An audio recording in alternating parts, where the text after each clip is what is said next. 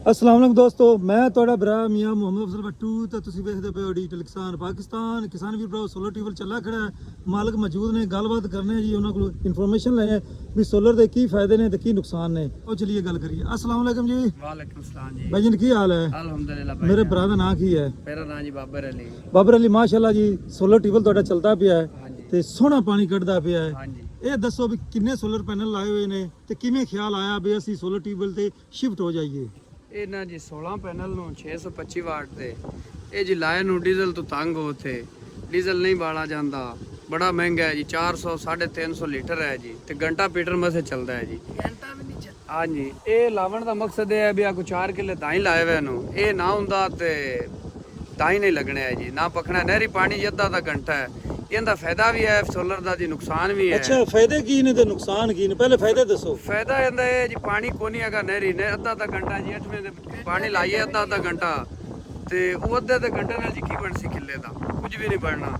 ਇਹ ਲਾਇਆ ਜੀ ਚਲੋ ਪਾਣੀ ਤਾਂ ਫੇਰਦੇ ਪਏ, ਨੁਕਸਾਨ ਇਹਦਾ ਹੈ ਜੀ ਦਾਈ ਸੜੇ ਜਾਂਦੇ ਨੇ ਨਿਰੇ ਸੋਲਰ ਨਾਲ, ਕੁਰੇ ਪਾਣੀ ਨਾਲ। ਅੱਛਾ, ਪਾਣੀ ਹੋਵੇ ਜੀ ਨਹਿਰੀ ਵਿੱਚ ਇਹਦੇ ਸ਼ਾਮਲ ਅੱਧਾ ਘੰਟਾ ਹੋਰ ਤੇ ਜ਼ਿਆਦਾ ਬਚਤ ਹੈ ਜੀ, ਉਹ ਉਹਦੇ ਨਾਲ ਜ਼ਿਆਦਾ ਦਾਈ। ਹੁਣ ਵੇਖੋ ਨਾ ਜੀ ਦਾਈਆਂ ਦੇ ਅਗਰ ਤੁਸੀਂ ਵੀਡੀਓ ਜਿਆਦਾ ਬਣਾਓ ਤਾਂ ਵਿੱਚੋਂ ਸੜੇ ਪਏ ਨੇ, ਮਤਲਬ ਐਵੇਂ ਰੰਗ ਨਹੀਂ ਵਿਖਾ ਰਿਹਾ ਦਾ ਜਿਵੇਂ ਹੋਣਾ ਚਾਹੀਦਾ। ਹਕੂਮਤ ਨੂੰ ਚਾਹੀਦਾ ਜੀ ਉਹ ਡੈਮ ਬਣਾਵੇ, ਸਾਨੂੰ ਨਹਿਰੀ ਪਾਣੀ ਜ਼ਿਆਦਾ ਦੇਵੇ, ਸਾਡਾ ਫਾਇਦਾ ਹੋਵੇ। ਇਹਦੇ ਨਾਲ ਨੁਕਸਾਨ ਹੀ ਹੈ ਜੀ। ਵੇਖੋ ਨਾ ਵੀ ਹੁਣ ਸੋਲਰ ਦਾ ਲਾ ਲਿਆ, ਖਰਚਾ ਵੀ ਕਰ ਲਿਆ, ਉਹ ਤਾਂ ਅਸੀਂ ਕੀਤਾ ਆਦੇ ਆਪ ਤੋਂ ਤੰਗ ਹੋ ਤੇ ਡੀਜ਼ਲ ਨਹੀਂ ਬਾਲਾ ਜਾਂਦਾ। ਬਾਕੀ ਗੱਲ ਹੈ ਜੀ ਹਰ ਕਿਸੇ ਨੂੰ ਅੱਲਾ ਤੌਫੀਕ ਦੇਵੇ, ਲਾਣਾ ਚਾਹੀਦਾ ਹੈ, ਲੇਕਿਨ ਨਹਿਰੀ ਪਾਣੀ ਹੋਵੇ ਤਾਂ ਉਹਦਾ ਜ਼ਿਆਦਾ ਸਵਾਦ ਹੈ ਜੀ। ਨਾਲ ਮੈਂ ਦੱਸਦਾ ਚੱਲਾਂ ਜੀ ਜ਼ਿਮੀਦਾਰ ਭਰਾਵਾਂ ਨੂੰ, ਕਣਕ ਵੇਚੀ ਜੀ 3000 ਨੂੰ, 3100 ਨੂੰ, 3200 ਨੂੰ, ਅੱਜ ਕਣਕ 4500 ਨੂੰ ਹੈ, 4600 ਨੂੰ ਹੈ ਜੀ, ਤੇ ਹੋਰ ਤਕਰੀਬਨ ਕੋਈ 6 ਮਹੀਨੇ ਦਾਈਆਂ ਦੇ ਚਵਣ ਤੱਕ 6000 ਪਲੱਸ ਹੋ ਜਾਸੀ ਜੀ। ਵੇਖੋ ਨਾ ਜੀ ਨੁਕਸਾਨ ਤਾਂ ਜ਼ਿਮੀਦਾਰ ਨੂੰ ਆ, ਸਾਡੀ ਵੀ ਕੀ 3000 ਨੂੰ, ਹੁਣ ਹੈਗੀ 4500 ਨੂੰ, ਤੇ ਜਿੱਲੇ ਅਗਾਂ ਹੋਰ ਸਟਾਕੀਆ ਜਿਹੜੇ ਜੋੜੀ ਬੈਠਣ ਉਹਨਾਂ ਦੀ 6000 ਨੂੰ ਵਿਕਸੀ ਜੀ।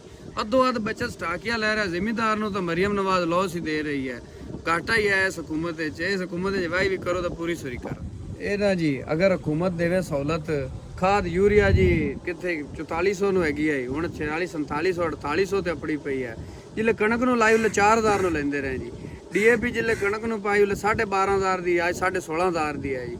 ਵੇਖੋ ਨਾ ਜੀ ਜਿਹੜੇ ਕੋ ਦੁਆਨੀ ਹੈਗੀ ਉਹ ਇਹਦੇ ਵਾਹੀ ਤੇ ਚਲਾਣੇ, ਕੋਈ ਵਾਹੀ ਦਾ ਵੀ ਰੇਟ ਹੋ ਜਾ ਕੇ ਜਾਂ ਹਕੂਮਤ ਦੇਂਦੀ ਪਈ ਹੈ ਜੀ।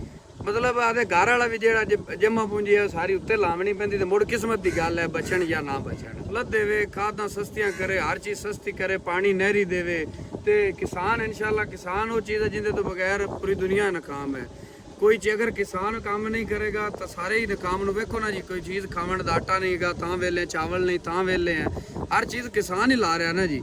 ਕਿਸਾਨ ਨੂੰ ਸਹੂਲਤ ਦੇਵਣਗੇ ਤਾਂ ਕਿਸਾਨ ਲਾਵੇਗਾ, ਕਿਸਾਨ ਕਿਵੇਂ ਕਰੇਗਾ ਆਦੇ ਪੱਲੂ ਲਾ ਦੇ ਜੀ। ਵੇਖੋ ਨਾ ਹੁਣ 16000 ਦੀ ਡੀਏਪੀ ਕਿੱਲੇ ਨੂੰ ਪਾਈ ਹੈ, ਹੁਣ ਪਤਾ ਨਹੀਂ ਉਹ ਪੂਰੇ ਕਰਨੇ ਨੂੰ 16000 15 ਲਵਾਈ ਹੈ ਜੀ ਕਿੱਲੇ ਦੀ, ਉਹ ਇਥੋਂ ਹੀ ਪੂਰੇ ਕਰਨੇ ਨਾ। ਜਿੱਲੇ ਹੁਣ ਕੱਲ ਨੂੰ ਸਾਡੀ ਫਸਲ ਹੈ ਤੇ ਉਹ 4 ਨੂੰ ਲੈ ਦੇਗਾ ਸਟਾਕਿਆ ਵਿੱਚ 8 ਨੂੰ, ਮੁੜ ਦੁੱਖ ਹੁੰਦਾ ਹੈ ਜੀ, ਮੁੜ ਜੀ ਨਹੀਂ ਕਰਦਾ ਵਾਈ ਕਰਨ ਤੇ। ਸਹੀ ਬਾਤ ਬਾਬਰ ਖਾਨ ਬਿਲਕੁਲ ਵਜਾ ਫਰਮਾਇਆ। ਕਿਉਂ ਛੋਟੇ ਭਾਈ, ਤੁਹਾਡਾ ਕੀ ਕਹਿਣਾ ਹੈ?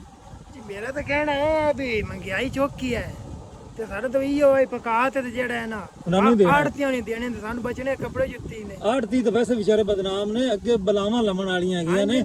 ਆੜਤੀਆਂ ਵਿਚਾਰਾਂ ਕੋਲ ਕੋਈ ਟਰੱਕ ਨਿਕਲਦਾ ਤਾਂ ਕੋਈ ਪਕੜ ਲੈਂਦੇ ਨੇ ਤੇ ਪਕੜ ਕੇ ਟਰੱਕ ਹੀ ਮਿਲਾਂ ਵਾਲਿਆਂ ਨੂੰ ਖੁਦ ਵੇਚਦੇ ਨੇ। ਰਿਸ਼ਵਤ ਲੈ ਲੈਂਦੇ ਨੇ ਕੋਈ 50-50000 ਤੋਂ, ਆੜਤੀਆਂ ਦੇ ਵੀ ਟਰੱਕ ਜਾਵਣ ਦਿੰਦੇ ਨੇ ਜੀ। ਨੌਕਰੀ ਕਰਦੇ ਮੈਂ ਕਰ ਤੱਕਾਂ ਦਿੱਤੀ ਆਨੇ ਸਾਨੂੰ ਤੇ ਇਹ ਆਈ ਬਸ 1500 ਖਾਣ ਪੀਣ ਦੀ ਮਤੇ ਵਿੱਚੋਂ ਕੱਢੀਏ ਤਾਂ ਚਲੋ ਜੀ, ਅੱਲਾਹ ਤਾਲਾ ਖੈਰ ਕਰੇਗਾ। ਤੇ ਬਾਬਰ ਵੀ ਪਹਿਲੇ ਇੱਥੇ ਆਪਣਾ ਫੀਟਰ ਲੱਗਿਆ ਹੋਇਆ ਸੀ। ਹਾਂਜੀ ਫੀਡਰ ਲੱਗਾ ਤੇ ਫੀਟਰ ਵੇਚ ਦਿੱਤਾ ਹੈ? ਹਾਂ ਨਹੀਂ ਫੀਡਰ ਘਰ ਰੱਖ ਦਿੱਤਾ ਹੈ। ਅੱਛਾ, ਇਹ ਮੈਨੂੰ ਦੱਸੋ ਵੀ ਬਾਬਰ ਖਾਨ ਇਹ ਕਿੰਨੀ ਗਹਿਰਾਈ ਤੋਂ ਪਾਣੀ ਚੁੱਕਦਾ ਪਿਆ ਹੈ?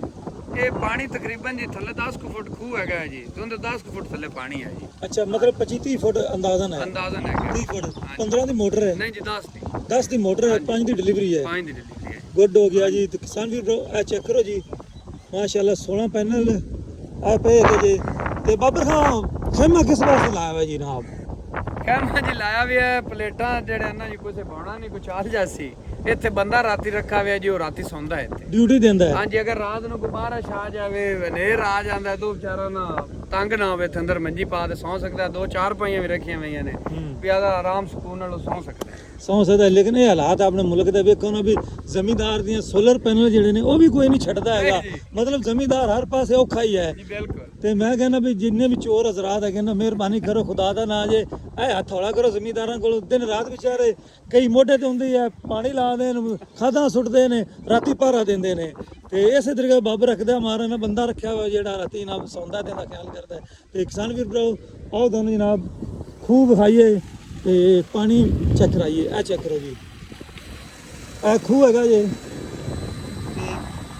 10 ਦੀ ਮੋਟਰ ਤੇ ਤਕਰੀਬਨ 10 ਤੋਂ 12 ਫੁੱਟ ਖੂਹ ਹੈ ਇਹਦੇ ਥੱਲੇ ਬਾਬਰ ਖਾਨ ਦਾ ਕਹਿਣਾ ਹੈ ਕਿ ਮਜ਼ੀਦ 15 ਫੁੱਟਾਂ ਤੇ 10-15 ਫੁੱਟਾਂ ਦਾ ਪਾਣੀ ਹੈਗਾ ਤੇ ਮੌਸਮ ਜਿਹੜਾ ਉੱਪਰ ਵੀ ਚੈੱਕ ਕਰ ਲਓ ਬੱਦਲ ਸ਼ਦਲ ਵੀ ਹੈਗੇ ਨੇ ਫੁੱਲ ਸੂਰਜ ਵੀ ਨਹੀਂ ਨਿਕਲਿਆ ਦੁਪਹਿਰ ਜਨਾਬ ਮਾਸ਼ਾਅੱਲਾ ਭਰ ਕੇ ਚੜ੍ਹਦਾ ਪਿਆ ਤੇ ਬਾਕੀ ਜਨਾਬ ਜਿਨ੍ਹਾਂ ਵੀ ਦੋਸਤਾਂ ਨੇ ਸੋਲਰ ਲਾਏ ਹੋਏ ਨੇ ਤੇ ਕਈ ਦੋਸਤਾਂ ਦੀ ਗਲਤਫਹਿਮੀ ਹੈ ਵੀ ਕਿਸਾਨ ਜਿਹੜੇ ਨੇ ਸ਼ਾਇਦ ਸਾਰਾ ਦਿਨ ਹੀ ਸੋਲਰ ਚਲਾਉਂਦੇ ਨੇ ਤੇ ਅਗਰ ਤਾਂ ਪਾਣੀ ਸੋਲਰ ਦਾ ਲਗਾਵਾਂਗੇ ਤੇ ਜਿਹੜੀ ਮੁੰਜੀ ਹੈਗੀ ਹੈ ਉਹ ਜਨਾਬ ਸੜ ਜਾਂਦੀ ਹੈ ਜਿਸ ਤਰੀਕੇ ਤੁਸੀਂ ਸਕਰੀਨ ਤੇ ਵੇਖਦੇ ਵੀ ਪਏ ਹੋ ਤੇ ਬਾਕੀ ਅੱਲਾਹ ਤਾਲਾ ਜੀ ਖੈਰ ਕਰੇ ਇਨਸ਼ਾਅੱਲਾ ਤਾਲਾ ਜ਼ਮੀਂਦਾਰਾਂ ਤੇ ਨਹਿਰੀ ਪਾਣੀ ਜ਼ਿਆਦਾ ਹੋਣਾ ਚਾਹੀਦਾ ਹੈ ਅਗਰ ਨਹਿਰੀ ਪਾਣੀ ਜ਼ਿਆਦਾ ਹੋਵੇਗਾ ਤੇ ਫਸਲਾਂ ਜਿਹੜੀਆਂ ਨੇ ਜ਼ਿਆਦਾ ਪੈਦਾਵਾਰ ਦੇਣਗੀਆਂ ਤੇ ਅਗਰ ਘੱਟ ਹੋਇਆ ਤਾਂ ਫਿਰ ਜਨਾਬ ਇਸੇ ਤਰੀਕੇ ਹੀ ਫਸਲਾਂ ਜਿਸ ਤਰੀਕੇ ਤੁਹਾਡੇ ਸਾਹਮਣੇ ਸੜੀਆਂ ਪਈਆਂ ਨੇ ਤੇ ਹੁਣ ਮੈਨੂੰ ਕੋਈ ਇਜਾਜ਼ਤ ਤੁਹਾਡਾ ਭਰਾ ਮੀਆਂ ਮੁਹੰਮਦ ਫਜ਼ਲ ਬੱਟੂ ਅੱਲਾਹ ਹਾਫਿਜ਼ ਪਾਕਿਸਤਾਨ ਜ਼ਿੰਦਾਬਾਦ।